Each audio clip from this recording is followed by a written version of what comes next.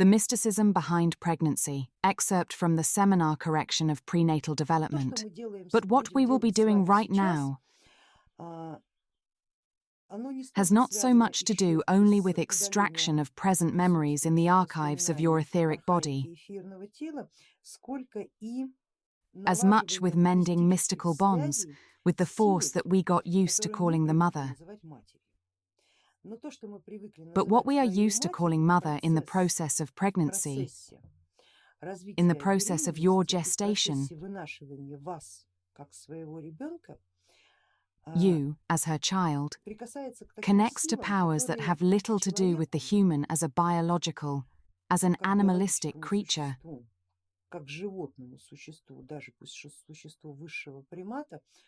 Because here comes into play a force of much greater antiquity, more ancient than life itself. And every woman, absolutely every woman, no matter if she is young or old, whether this is her first pregnancy or her last, whether this is a wanted child or not, doesn't matter. For these 9 months becomes something greater than just a human. She becomes a carrier of the potential of the force that our ancients used to call the Great Mother. The birthing force, a force that nothing can exist without, absolutely nothing. She was called the ancient Venus, and I think that you've seen this image, a woman with no head or arms, without legs, with a great big body. And this image, like no other, depicted what our ancient predecessors saw and perceived, not a female human in particular, but the very power that allows her to create this miracle. When something is created out of nothing, which of course, back then was absolutely inconceivable. Woman who in the matter of 9 months performs a totally magical act. And so in that period, when a woman goes from conception until the moment of the last exhale and the scream of a child who enters this world, a new life, a new person is created. In that period, she passes through all these stages of perceiving herself as this ancient force, which has no other feelings except for the feeling of her own child, because something else lives within her. She doesn't have just her own desires, but also someone else's. She doesn't have just her own thoughts, but also someone else's. And so this voluntary agreement that a new force lives within you, a force which is first controlled by you, and then it starts to control you. And so this voluntary agreement to this complete unification with the unknown, that is that very archetypical force of the Great Mother, which we come in contact with every time when we work with the prenatal development, and which is experienced by every woman who ever birthed a child. We will enter this period together. And the awakening of this archetype that was experienced by your mother, not you, will help you to establish a connection not so much with her, as much with this ancient force. Because the rejection of your own mother, in part, affects the bond with the Great Mother, whose breath we all originated from. A force, the mighty force of earth that gives birth to all and everything. Today, you may have a completely separate relationship with your mother. Maybe it is love or contempt, maybe it is hate or pity. This doesn't matter because you perceive her as a person. But it wasn't really a person who carried you for 9 months. You were carried by this ancient force that manifested itself through her. And so, by entering this process, you are as if uniting precisely with that force, while understanding that the person is something strictly external, that it is a mutation to fit the external environment. The woman was not secluded in a silo at the time when she carried the child. She was in a certain environment. She was surrounded by people. What sort of relationship did she have with her partner, with the father of the child? What relationship did she have with her parents, with the human environment overall? How was she treated? Was her environment supportive, or did it judge her? We know that pregnant women were treated differently, depending on the times, depending on the cultures. We don't need to go far. Even in our enlightened times, pregnancy, in certain cultures, can be considered to be something immoral, although all of us came from mother's womb. Nonetheless, the attitude can be archaically savage. How did the woman experience it for herself? Quite possibly, she too had certain plans for her life. And possibly, these plans were not related to giving birth to a child. She had to rearrange a lot in her mind. Her helplessness, especially in the last pregnancy stages, could also affect her mental well-being and, as a result, affect your self-awareness.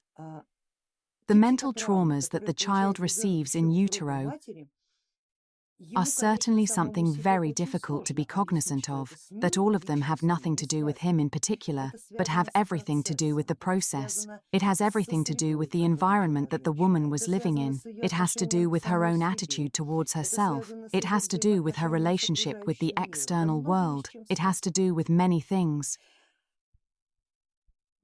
All of that does not need forgiveness.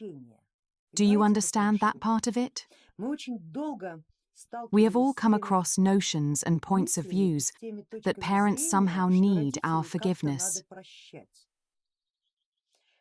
Forgiveness for what? What do you need to forgive them for? A young woman who didn't quite understand what world she is dragging her child into. A woman who was one-on-one with her feelings. And it is great if she did have support, but what if she didn't? Like the men said, just not too long ago, women used to give birth alone in the field. What's the big deal? That is a certain attitude. Maybe your mum had better luck. Maybe she was surrounded by family.